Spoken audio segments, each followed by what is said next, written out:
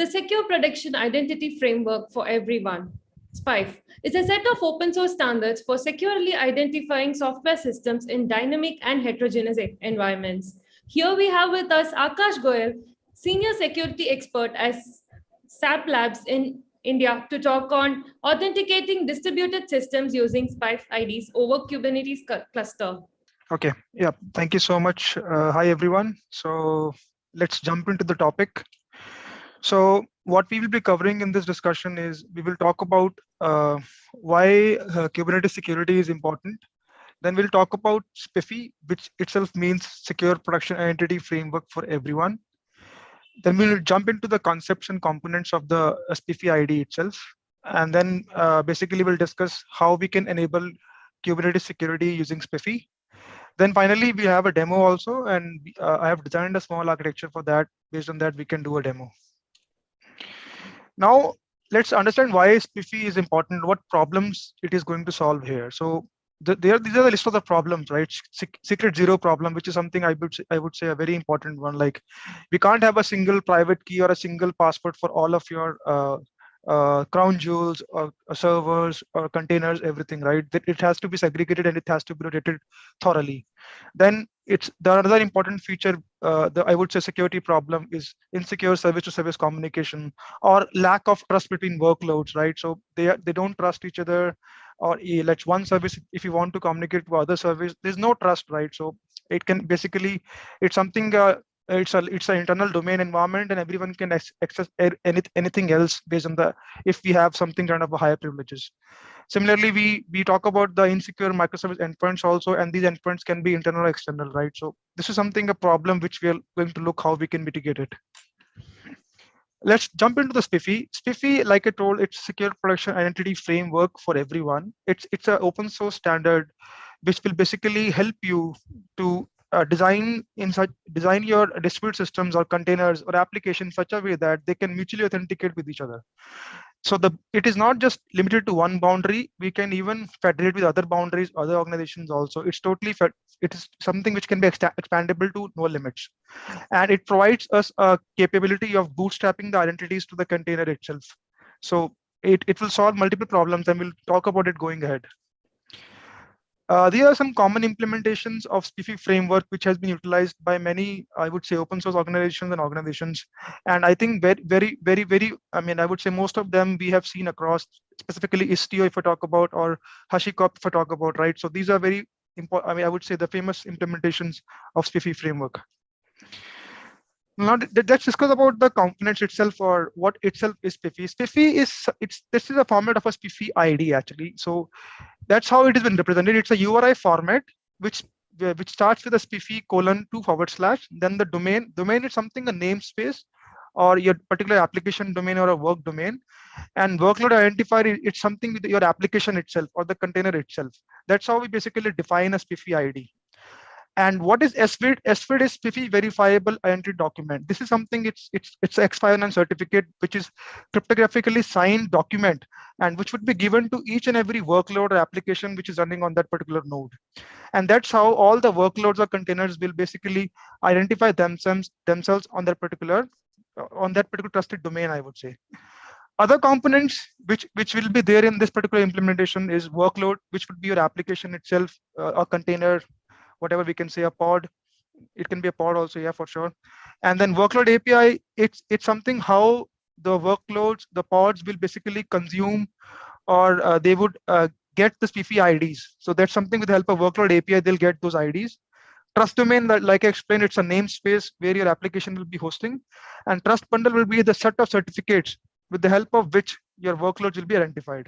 It can be a PKI architecture, PKI root certificates will be there, intermediate certificates will be there, then identity certificates will be there. It's a kind of bundle setup for authenticating your workloads.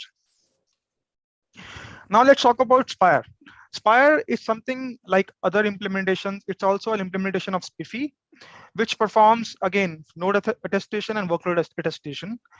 And so two major, I would say, basically the implications of Spire is, first is to attest the identities or workloads, I would say, which are not nothing but your distributed systems or applications, containers, whatever we can say here. And second is, it has an inbuilt framework, right, which will automatically rotate your certificates, which would be again short-lived, and again it will be in the form of X5 and SFITs. So it is something very suitable to establish a mutual TLS connection between your workloads, and all these certificates again can be basically retrieved using workload API. Very important components, if you talk about Spire, is Spire server and Spire agent. Spire server would be the main component in the whole implementation itself, which will basically be responsible to issuing your SPIFFE IDs for node attestations. A node attestation would be nothing but each node will have a Spire agent, which will be attested by a Spire server. And again, it will create SWITs, or again your X5 certificates for each and every workload, agent, everything, all will be basically attested using the Spire server itself. Spire agent. So Spire agent is something, it is I would say a child of a Spire server.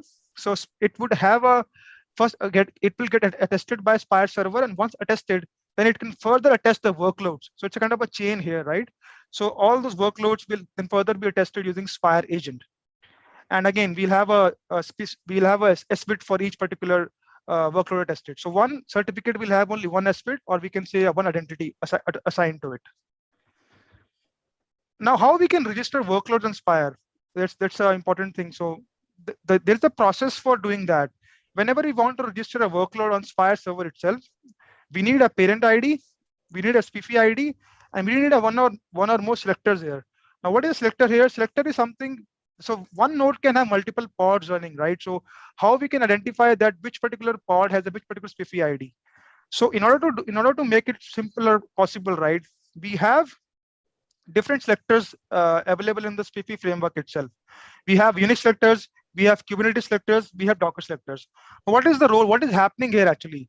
These selectors, what they will do is, they basically, a SPIFFE agent, it will go at the kernel level for that particular workload.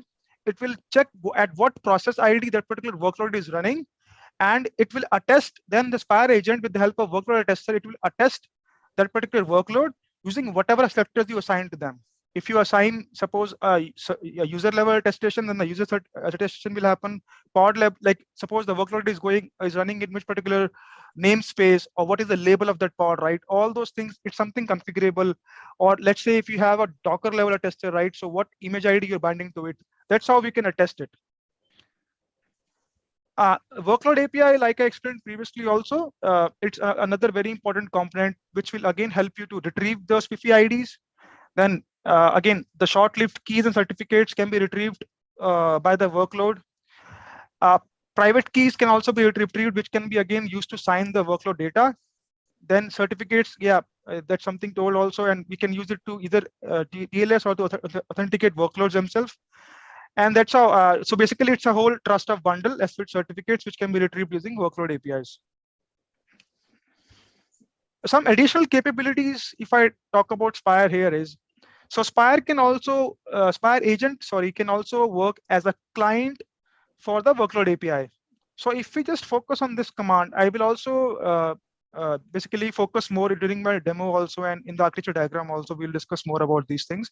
But yeah, what we are doing here is, Spire agent is basically, with the help of workload API, using this particular command, it is calling at the process at the kernel level with the help of your Unix domain socket, whatever selectors we have selected out for, and it is basically calling at the kernel level to identify the process ID, and then fetching the certificates what have been issued to that workload to the respective, I would say, a repository where you want to put it. Once the certificates are retrieved, then they can be used for the communication purposes. That's what it is doing here actually. Now, let's talk about the demo. Basically, what we have set up for demo here is, we will be having Docker containers, which will be running on a Kubernetes cluster. I have a simple Golang application, which I have kept it very simple to make you understand how it works. It's a Dockerized container. Then we'll be using Spire, which is again an implementation of SPIFFE framework itself. Let's talk about a demo architecture itself. So how it works, I mean, how we have set it up here. We'll have a Kubernetes cluster, which will only have one node. It's a master node, and Spire server would be can run on its a standalone container or server itself. It's totally up to you how you want to implement it. So what is happening here now is, first the Spire server will come up. Once the Spire server is come up, you will basically configure the Spire server as per your domain, what trust domain you want to set it up. Then as the Spire agent wakes up, right, first step is to bind the identity of Spire agent. So that's, we call it node attestation. So each node will have a one Spire agent, and that will be tested with the Spire server. Here, once the Spire agent is bootstrapped or attested by the Spire server, then it becomes capable of attesting the workloads. Now, again, how this process works out. Let's say we have a new workload or application in a particular trusted environment itself. What will, as soon as the workload wakes up, it will make an API call. It will basically call the workload API. When the call will be received by the Spire agent will have a workload attester. It has an inbuilt component in its configuration, which will go to the kernel level of the OS, identify the process ID of that workload, and once the process ID is identified, it will attest that process ID along with the selectors which we have mentioned, and provide a SFIT or XFinance certificate to the workload. And that's how our system will be fully bootstrapped, and no other, I would say, a workload or basically a container who doesn't have the certificates or doesn't have the access will be able to access the data of the application. That's how the architecture is set up. Quick steps, yeah, we will also go through in our implementation itself, but that's what I told here also. Like, we'll install the server, then we'll also install the agent, then we'll configure, we'll test the nodes and workloads, we will register the entries, and then we will, with the help of workload API, we'll retrieve the certificates. Now, again, there are two ways to make it possible. Either we can accomplish by having the workload retrieve these keys certificates directly, or using we can also have a proxy like Envoy, which can do all the inbound onboard TLS connections for you. I mean, instead of doing it directly, you can also use a proxy in your pod network or how you want to configure it. Okay, now let's move to the demo here. So for demo, what I have here is this is I have set up a Vagrant system, and it's based on Ubuntu. And again, like you see here, I have set up the two terminals for the same server, same Ubuntu box, and I have a single. I've used MicroK8. Again, it's an open source solution to basically utilize your Kubernetes cluster, and we have a single node running here. You can see that. And now, first step is, like I explained, is we will be running the Spire server here, right? So to make it possible to start our configurations. So what I will do is I will run the server. I'll pass the configurations of Spire, and okay, now our Spire server is up and running, and you can see that here it is prepped. Since I'm not using, I would say, an enterprise PKI solution or a third-party PKI solution, I'm using a self-signed system here to showcase this demo. So what Spire server is doing, Spire servers has basically prepared a certificate, and it has rotated the certificate also, and it has used, again, this is what the domain I have configured for the example. It's the example.org test domain which I have configured, and that's what he has signed the certificate, and our Spire server is up and running. Next step is basically to bound our Spire agent to the Spire server. But before that, I need to basically store that certificate in a location, that CA certificate on a location, so that my Spire agent can access it. So what I will do is I'll again run the simple Spire command here. Bundle. Show.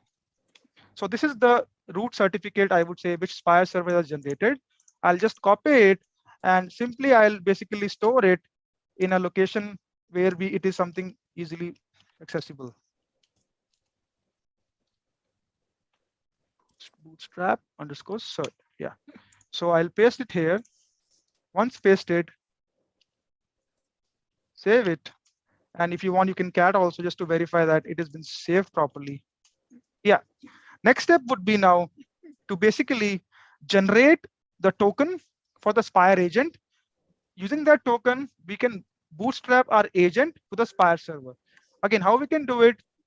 We have the simple commands for doing that. Let's use the command token generate.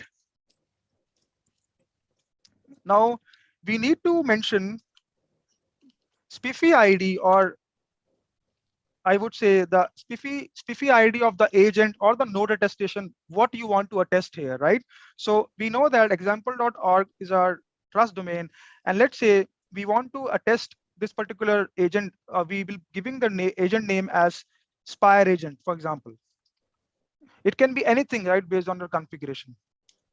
You can see that we have generated a token here. Now, using this token, we will bootstrap our Spire agent. So before that, let's try to make all our Spire agents configuration in a separate namespace. I'll just make a new namespace called Spire in the Kubernetes cluster.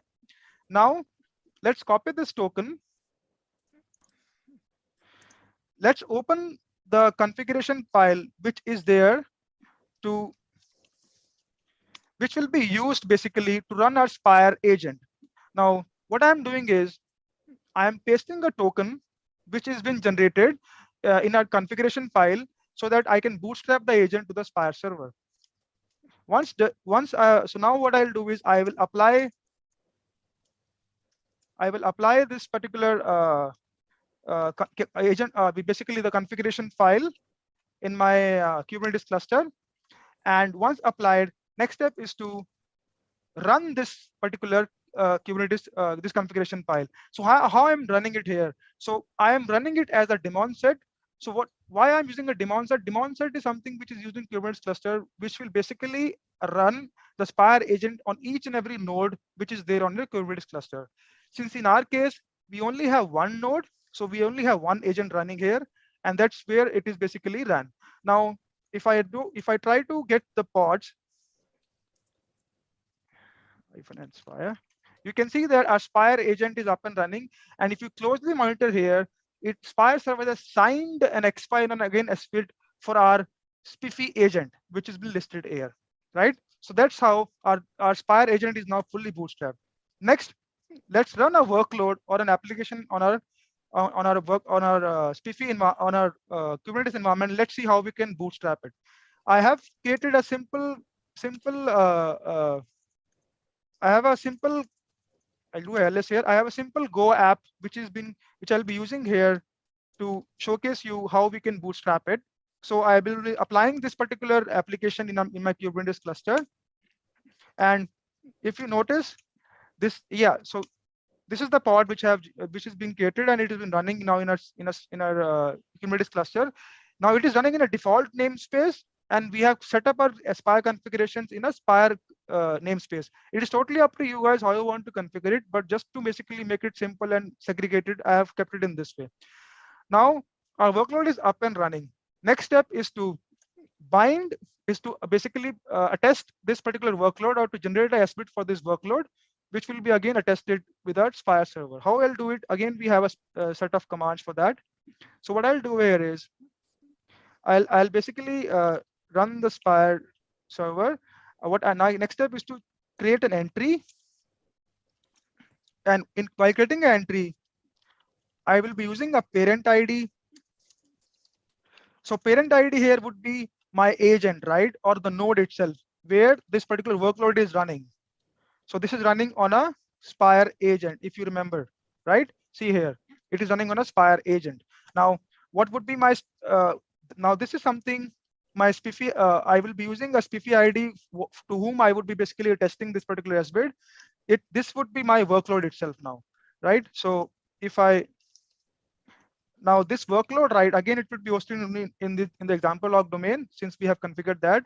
Now it is hosted on the parent on the node. Node is my Spire agent.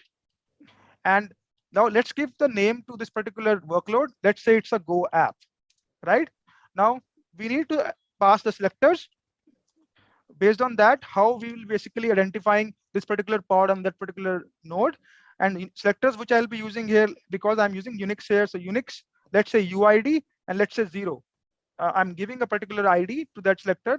So that's how it will be going at the kernel level, and it attests this particular workload. Okay, you can see that we have our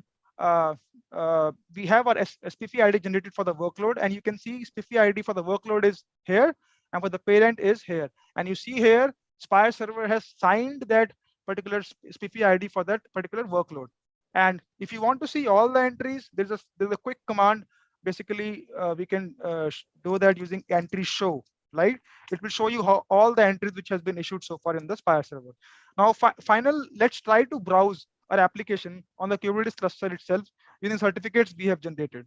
So in order to do that, first let's retrieve those certificates from the Spire agent. Sorry, right. Spire agent, which are running here, and then using those certificates, I will be able to call my application. How I can do that? I'll just run a simple Kubernetes command to fetch those certificates, and I'll basically execute the Kubernetes container, which is in my Spire domain. And the command which I'll be using here is, since this is something in the Spire agent, we'll have a Spire agent container. We have a Spire agent configured. So I'll go to the bin Spire agent, and now this is what this agent will make a call from the workload API to fetch X509 certificates from using the socket path, basically the Unix domain socket path. And socket path again would be wherever it would be Spire socket path, and where you want to write those certificates. Let's say I want to write them in home Vagrant data. Okay, awesome. So now we have retrieved our certificates from the Spire agent for that particular workload. Now next step is to browse our application using those certificates. So if I again, now this is my application running here, and I will do a simple curl command using all these certificates which we have retrieved here, right? So it would be, I have to pass the locations where my certificates are hosted. And again, the next would be my cert. It would be home Vagrant. Then again, this would be my certificate ID, PEM ID. And finally, the key. This would be again specific to the container. So it would be data SV key, and then my container itself, which is running on port 10.1. IP 219.69. My application is running on 9000 port. It's a simple books application which will provide you all the books IDs and everything. So I'm trying to retrieve the books IDs, and let's see what happens here.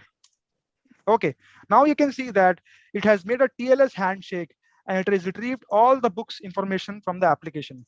Now, if you see here, right, we have all the certificates which has been retrieved. We are passing those certificates, and it is making a TLS handshake. It's a mutual TLS handshake which is happening here. And even if so whatever we have configured, right, like say I have book 1 which I want to retrieve, it will give me book 1 information, and that's how our system is fully bootstrapped. Now, another important thing to notice here is, if I try to change the certificate IDs or key here, right, let's say I just change this to 1, you see that it is not able to load the PEM certificates, right? So that's how it will not allow you to basically access the application using a false certificate. Not only that, that's first corrected. If I go into the directory, and if I try to change the value of the PEM certificate here itself, right? So this is my PEM certificate, right? Let's say if I add underscores here and try to make it invalid certificate. And now if I try to browse this particular application, again, you can see that it's a PEM certificate error because certificate is not valid. So that's how our system is fully bootstrapped here. And until and unless these certificates are there, we will not be able to browse our application. And another very important thing to note here is, see, now we can browse. You need not to worry about all these certificates. All these certificates will be auto-rotated with the help of SPIFFE framework itself. So if suppose your pod or application dies and it is something not responding, right? So as soon as a new pod application comes up, automatically it will be signed and new certificates will be generated. So that's how this framework is all about.